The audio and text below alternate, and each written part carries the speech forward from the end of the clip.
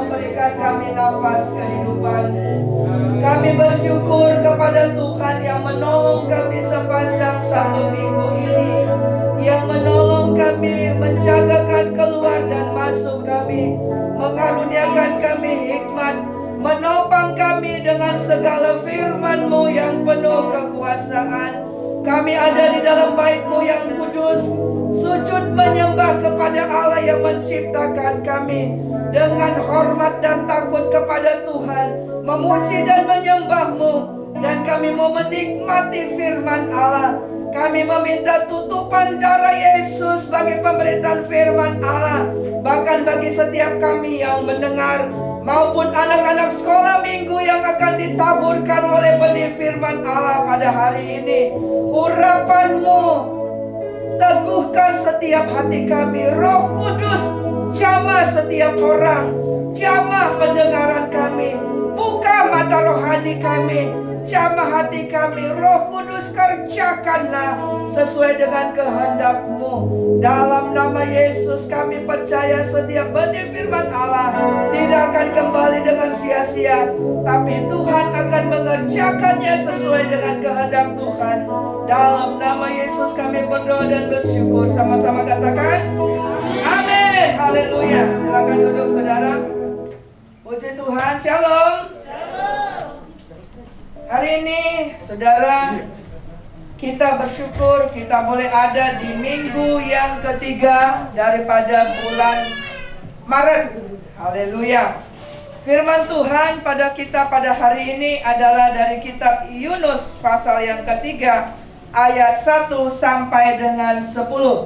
Kami menjemput saudara untuk bangkit berdiri dan kita baca firman Tuhan ini. Mari kita bangkit berdiri. Yunus pasal 3 ayat 1 sampai 10. Ini anak muda boleh, masih ada yang kosong itu. Anak sekolah minggu sudah boleh ke atas. Kita baca Yunus 3 ayat 1 sampai dengan 2. Masih ada yang kosong di depan, ada Jeffrey, Hans. Di depan masih ada kosong ya. Jangan berdiri. Mari kita sama-sama membaca 1-2 ayat. Datanglah firman Tuhan kepada Yunus untuk kedua kalinya. Demikian. Bangunlah, pergilah ke Niniwe, kota yang besar itu, dan sampaikanlah kepadanya seruan yang kufirmankan kepadamu. Bersiaplah Yunus lalu pergi ke Niniwe sesuai dengan firman Allah. Niniwe adalah kota besarnya, 3 hari perjalanan luasnya. Ya, lanjut. Mulailah Yunus masuk ke dalam kota itu sehari perjalanan jauhnya, lalu berseru, 40 hari lagi maka Niniwe akan ditunggang balikan. Ayat 5. Orang Niniwe percaya kepada Allah, lalu mereka mengumumkan puasa, dan mereka, baik orang dewasa maupun anak-anak, mengenakan kain kabung. Setelah sampai kabar itu kepada raja kota Niniwe, turunlah ia dari singgasananya, ditanggalkannya jubahnya, diselubungkannya kain kabung, lalu duduklah ia di abu. Lalu atas perintah raja dan para pembesarnya, orang memaklumkan dan mengatakan di Niniwe demikian, manusia dan ternak, lembu sapi dan kambing domba tidak boleh makan apa-apa, tidak boleh makan rumput, dan tidak boleh minum air. Haruslah semuanya, manusia dan ternak, berselubung kain kabung dan berseru dengan keras kepada Allah, serta haruslah masing-masing berbalik dari tingkah lakunya yang jahat dan dari kekerasan yang dilakukannya. Siapa tahu mungkin Allah akan berbalik dan menyesal serta berpaling dari murkanya yang bernyala-nyala itu sehingga kita tidak binasa. Ketika Allah melihat perbuatan mereka itu, yakni bagaimana mereka berbalik dari tingkah lakunya yang jahat, maka menyesallah Allah karena malapetaka yang telah dirancangkannya terhadap mereka, dan ia pun tidak jadi melakukannya. Amin. Silakan duduk, saudara. Puji Tuhan. Hari ini saya beri tema khotbah adalah a second chance. Kesempatan kedua, saudara. Saudara yang terkasih di dalam nama Yesus, dalam kehidupan ini, setiap hari adalah kesempatan kedua. Amin, saudara. Saudara yang terkasih di dalam nama Yesus, kita akan belajar di sini bahwa kesempatan kedua itu adalah anugerah Tuhan. Apakah setiap orang akan mendapatkan kesempatan? Tidak ada yang tahu. Semua di dalam kasih karunia, dalam anugerah Tuhan. Tetapi saudara, ketika kita setiap hari masih diberikan nafas kehidupan, masih bisa bertemu dengan keluarga kita, masih bisa beribadah, masih bisa melihat, bisa melakukan segala sesuatu dengan baik, itulah adalah anugerah Tuhan. Amin, saudara. Setiap kesempatan adalah kesempatan untuk hidup kita lebih baik daripada hari sebelumnya. Ya. Saudara, di dalam kitab Yakobus 1 ayat 17 berkata demikian. Yuk kita baca sama-sama, ada di slide 1-2 ya.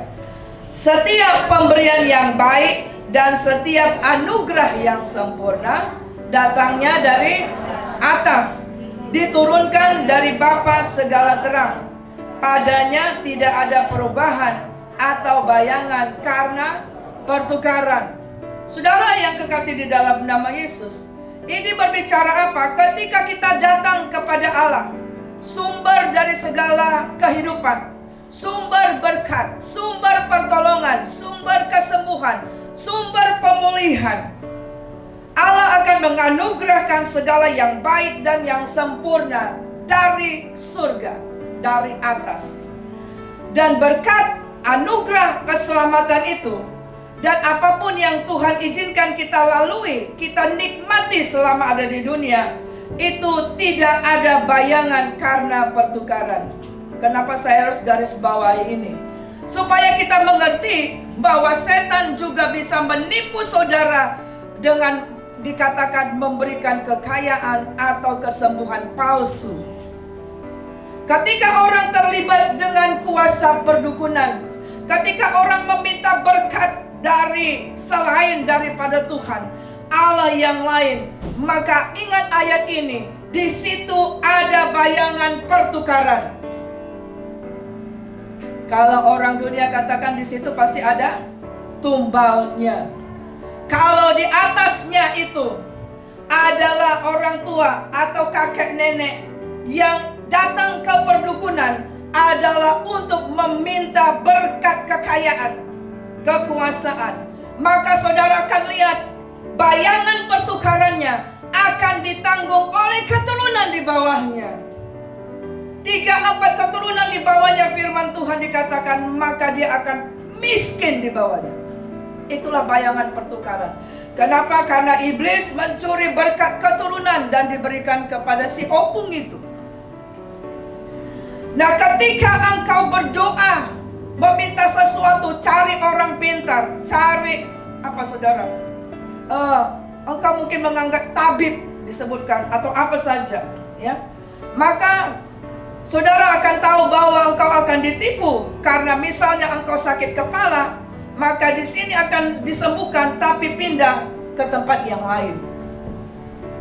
Pertukaran. Sebab itu, saudaraku yang terkasih, mari kita akan sungguh-sungguh mengerti. Mari kita dalam hidup ini mengerti bahwa hidup kita adalah dari Tuhan dan haruslah berakhir dengan baik, kembali kepada Tuhan tanpa ada Allah yang lain. Tadi pagi di dalam jam doa kita, kami berdoa untuk ada seorang bapak. jauh di luar kota sana, saudara. Berapa kilometer, dan dia dalam masa tua. Dan saya katakan, ayo kita berdoa. Dan saya tahu dia terlibat dengan perdukunan, sehingga dia ketakutan, dia cemas, dia melihat banyak hal. Saudara, jangan terlibat apapun, saudara.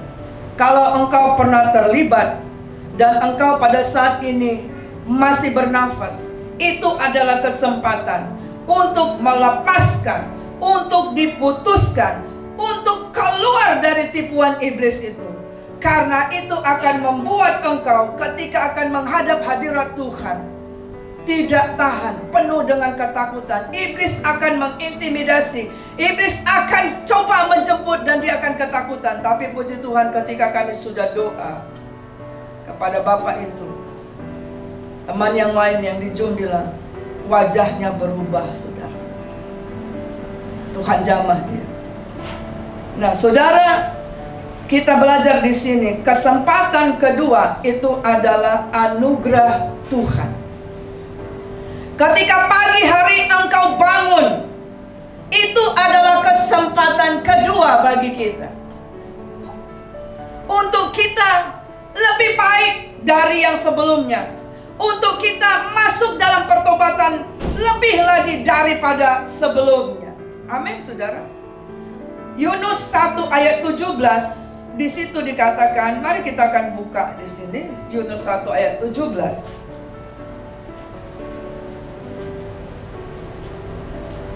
Yuk kita boleh tampilkan.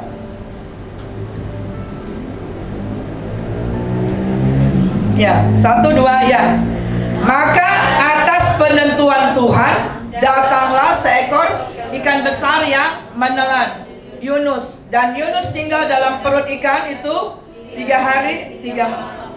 Saudara perhatikan ayat itu diawali dengan apa? Maka atas penentuan Tuhan. Artinya Yunus mendapatkan kesempatan kedua untuk dia bertobat, dari ketidaktaatannya. Kalau kita tahu dalam kitab Yunus pasal 1, Tuhan bicara kepada Yunus, Yunus pergilah ke mana? Ke Niniwe. Tapi ayat yang selanjutnya dikatakan, dia pergi tapi dia beli tiket bukan ke Niniwe, tapi ke mana? Ke Tarsis. Dan dikatakan ayat itu, maka Yunus membeli tiket ke Tarsis dan melarikan diri dari hadapan Tuhan. Seringkali kita juga tanpa sadar seperti Yunus. Tuhan bilang, pergi, pulihkan hubunganmu dengan si Anu. Pergi, pulihkan pelayananmu. Pergi, berdoa. Pergi, layani. Tetapi kita tidak mau. Tapi kita katakan seperti siapa? Yunus. Ayat itu berkata, Yunus melarikan diri dari hadapan Tuhan. Dan akhirnya kita akan belajar dari Yunus pasal 1 dan pasal 2. Ketika orang lari dari hadapan Tuhan, tidak mau taat, saudara, menyanyiakan kesempatan itu, menolak apa yang Tuhan lakukan, maka dikatakan, saudara, apa? Ketika dia naik di kapal itu, maka terjadi apa? Badai besar. Dan kapal itu akan tenggelam, saudara. Hampir tenggelam. Dan Yunus ini, saudara, dia sembunyi paling bawah, saudara. Nah, saudara, dia pikir Tuhan gak lihat, dia sembunyi di balik bawah dari bagian kapal itu. Tapi Tuhan lihat, awak kapal akhirnya menemukan dia. Dan setelah diundi, maka diketahui bahwa dia penyebab terjadinya ini. Maka orang isi kapal berkata, apa yang kau lakukan? Maka dia mengakui, akulah penyebabnya. Buanglah aku ke laut. Setelah dibuang ke laut, reda. Dan ayat itu dikatakan, atas penentuan Tuhan datanglah seekor ikan besar. Tuhan memberikan kesempatan kepada Yunus. Ikan besar yang dikasih adalah ikan di mana dia masih bisa hidup di sana. Untuk dia di dalam, walaupun dalam lembah kekelaman. Karena saudara bisa bayangkan di dalam perut ikan bisa ada semua, ada di sana, ya kan, saudara? Tapi Tuhan memberikan kesempatan dia untuk bertobat di dalam kekelamannya itu. Kadang Tuhan memberikan kita kesempatan untuk bertobat, kesempatan untuk dipulihkan, dan mengalami berkat double blessing dengan seperti itu. Kadang kita mengalami kekelaman yang, waduh, kenapa ini terjadi? Mungkin melalui penyakit, mungkin melalui persoalan, mungkin ada melalui segala sesuatu yang membuat kita sepertinya gak bisa bergerak, saudara. Dan Yunus, untung dia bertobat di sana, saudara. Dan saudara lihat di dalam perut ikan, di dalam Yunus 2, Yunus bertobat. Yunus minta ampun kepada Tuhan. Yunus berkata, Tuhan melihat hatinya untuk dia mau taat, untuk dia mau berubah, untuk dia mau bertobat, meninggalkan segala ketaatannya, pemberontakannya. Dan ayat itu baru ditulis. Kita lihat selanjutnya, setelah dia berdoa, setelah dia minta pengampunan daripada Tuhan, setelah dia mengakui kuasa Tuhan, dia mau hanya tunduk kepada Tuhan, maka dikatakan ikan itu juga melemparkan dia ke darat. Nah, itu kesempatan kedua yang diberikan Tuhan kepada Yunus. Tetapi ada kisah, saudara, di dalam kitab Lukas. Kita baca Lukas 16 ayat yang ke-27 saja. Mari kita baca Lukas 16 ayat 27. Ya, saudara bisa baca itu? Ya, kita baca. Yuk, 1, 2 ya. Kata orang itu, kalau demikian, aku minta kepadamu Bapa, supaya engkau menyuruh dia ke rumah ayahku, sebab masih ada 5 orang saudaraku, supaya ia memperingati mereka dengan sungguh-sungguh, agar mereka jangan masuk kelak ke dalam tempat penderitaan ini. Di sini ada kisah Lazarus dan orang kaya. Orang kaya ini selama hidupnya dia menyia-nyiakan kehidupannya hanya dengan pesta pora. Walaupun di situ ada Lazarus, saudara, dia hanya makan remah-remah. Dia hanya berpusat kepada dirinya sendiri. Dia lupa bahwa hidup ini tidak hanya di dunia ini. Dia lupa menginvestasikan waktunya, hartanya untuk kehidupan yang kekal. Sehingga pada satu saat akhirnya Lazarus meninggalkan dunia ini, orang kaya ini juga meninggalkan dunia ini. Tetapi saudara, orang yang menginvestasikan hidupnya tidak lupa untuk kehidupan yang kekal. Kita melihat bahwa apa, saudara? Lazarus ada di Firdaus. Amin, saudara. Tetapi kita lihat, saudaraku yang terkasih, bahwa kepada orang kaya itu, dia baru sadar ketika sudah ada di mana? Sudah di mana? Sudah di api neraka. Sudah terlambat. Katakan sudah terlambat. Sudah terlambat, saudara. Dan kita lihat ini adalah kisah di mana, saudara, nanti di dalam alam maut juga saudara akan mengingat. Di sini dikatakan dia punya ingatan kepada berapa orang lagi saudaranya, saudara? 5. Masih ada lagi, mungkin abangnya, mungkin adiknya, saudara sekandungnya, 5 orang yang belum bertobat. Dan dari ayat ini kita tahu bahwa pasti 5 saudaranya itu akan masuk neraka. Karena dia bilang, ada 5 lagi saudaraku, tolonglah sampaikan kepada mereka untuk mereka bertobat, supaya nggak masuk di sini seperti aku. Tetapi saudara, dikatakan, kalau saudara akan baca ayat itu selanjutnya, maka disebutkan ada jurang besar yang tidak terseberangi antara surga dan neraka. Dan kalau dia tidak percaya kepada firman Tuhan, mau apapun orang yang mati sekalipun bangkit ceritakan tentang Yesus, tidak akan percaya. Dan orang kaya itu tidak mendapatkan kesempatan yang kedua itu. kita mengerti di sini bahwa kesempatan yang kedua itu adalah selama kita masih hidup. Yunus masih hidup. Ketika Tuhan tegur dia dengan pergumulan dan persoalan, dia tahu ada sesuatu hidupku yang tidak berkenan kepada Tuhan. Aku harus bertobat. Dan Tuhan menghargakan itu. Akhirnya Tuhan pulihkan itu. Tetapi orang kaya ini cilakanya bertobat setelah mati. Kalau sudah mati, tidak ada hubungan orang hidup dengan orang mati lagi, saudara. Sudah telat. Sudah telat engkau untuk menceritakan kasih Yesus, menceritakan pertobatan kepada saudaramu. Sudah telat, saudara. Oleh sebab itu, saudara yang kekasih, lihat lihat slide selanjutnya. Kesempatan itu hanya datang sekali, tapi kalau kedua kali itu terjadi, itu adalah anugerah. Katakan, kesempatan itu adalah anugerah. Kesempatan itu adalah anugerah. Hari Jumat kemarin saya sampaikan kepada di dalam Komsel di Karya, saya katakan terutama kepada anak-anak muda, saya katakan jangan terlambat. Jangan terlambat menghormati, mengasihi orang tuamu. Jangan terlambat menyerahkan hidupmu dalam kekudusan.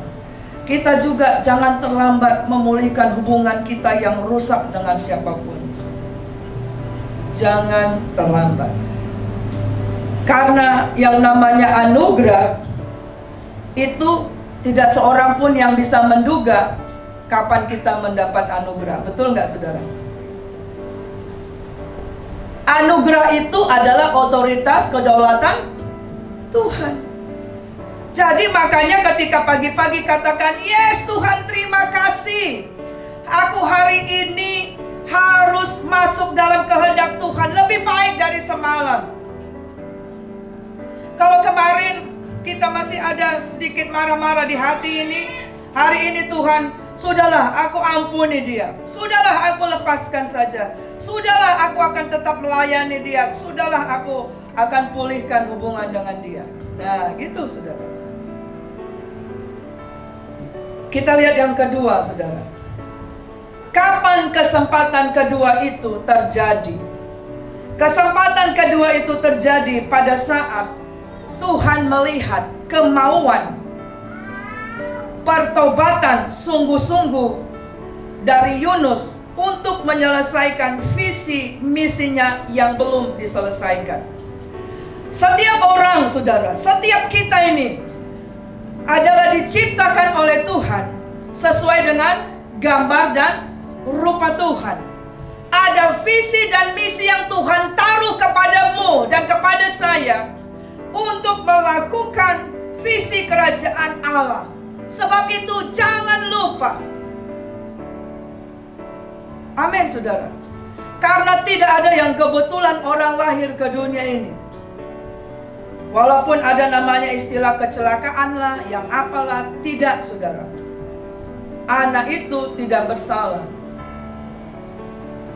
Tetapi setiap kelahiran kita ada visi misi kerajaan Tuhan yang harus kita selesaikan. Nah, kita baca dalam Yunus 3 ayat 1. Apa dikatakan? Datanglah firman Tuhan kepada Yunus untuk kedua. Nah, dikatakan datanglah firman Tuhan kepada Yunus untuk kedua kalinya. Itu yang saya sebutkan bahwa Tuhan masih menghargakan pertobatan Yunus di perut ikan, saudara.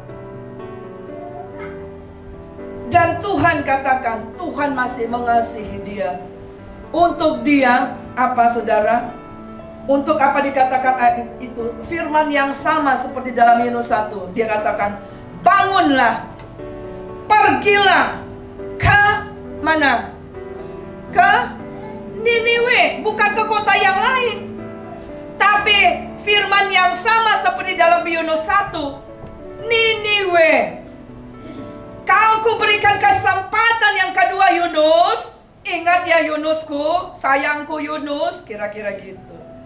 Pergi ke sana, pergi. Aku memberikan kesempatan engkau masih hidup untuk keluar dari mulut ikan, bukan dari belakang. Kalau Tuhan tidak berkenan, Yunus tidak keluar dari mulut ikan, tapi dari belakangnya, ekornya Yunus. Ngerti maksudnya? Artinya dia dicerna oleh perut ikan, saudara. Untuk apa? Untuk menyelesaikan. Tuhan bilang, visimu, ada orang di Niniwe itu, walaupun kotanya tidak terlalu besar, hanya seberapa? 3 hari perjalanan dikelilingi, kota Niniwe itu sudah dapat dikelilingi semua. Tetapi dikatakan Niniwe adalah kota yang dimana mereka tidak bisa membedakan tangan kanan dan tangan kiri. Mereka tidak mengenal kebenaran. Dan Tuhan berbelas kasihan untuk semua. Dan nantinya kita lihat, saudara, kita lihat sampai rajanya, sampai ternak-ternaknya bertobat, saudara, berpuasa, merendahkan diri. Luar biasa nggak, saudara? Kita belajar di sini, kalau Tuhan yang suruh, taat saja, saudara. Jangan lari dari hadapan Tuhan. Kalau Tuhan bilang pergi menginjil, pergi. Tuhan bilang buka rumahmu untuk konser, buka, saudara. Daripada nanti satu kali zamannya antikris, karena kita tidak sungguh-sungguh kita tertinggal, dia suka-suka pakai rumahmu, suka-suka pakai kendaraanmu. Karena kejahatan akan semakin tambah. Kenapa kita ketika itu masih dalam kuasa kita tidak pakai untuk kemuliaan Tuhan? Kenapa kita masih kuat berjalan, tapi kita tidak mau pergi berdoa buat orang lain, mengasihi mereka, menginvestasikan waktu buat orang lain?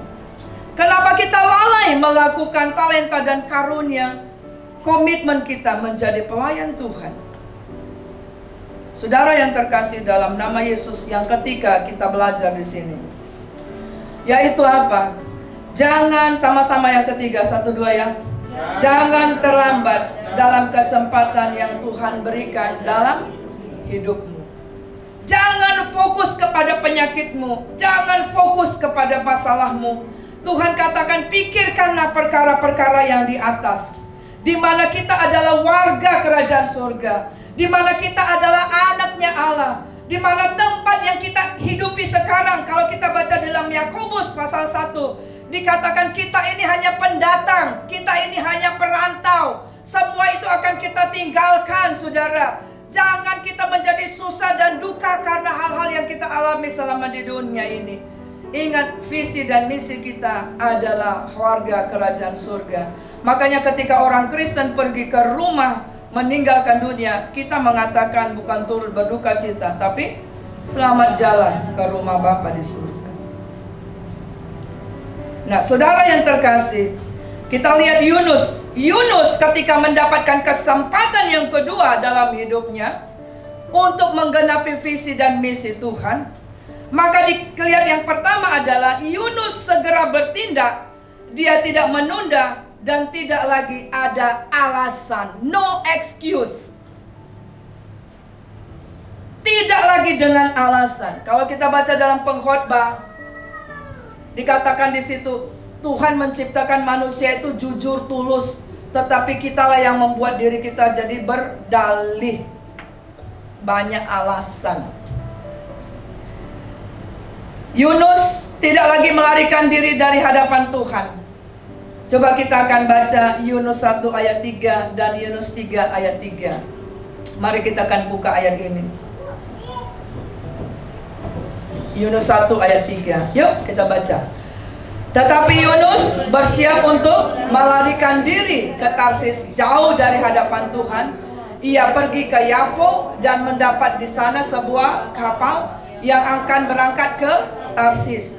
Ia membayar biaya perjalanannya lalu naik kapal itu untuk berlayar bersama-sama dengan mereka ke Tarsis, jauh dari hadapan Tuhan. Ayat ini luar biasa, perhatikan ya. Di awal dan di akhir dikatakan dia melarikan diri dari apa? Jauh dari hadapan Tuhan. Saudara, engkau mau lari kemana saja, mau sembunyi kepada Yunus, Tuhan ada di situ. Amin. Kita nggak bisa lari dari hadapan Tuhan. Tuhan akan terus kejar untuk kita melaksanakan kehendaknya Tuhan. Kita baca Yunus 3 ayat 3. 1, 2 ya. Bersiaplah Yunus, lalu pergi ke Niniwe sesuai dengan firman Allah. Niniwe adalah sebuah kota yang mengagumkan besarnya 3 hari.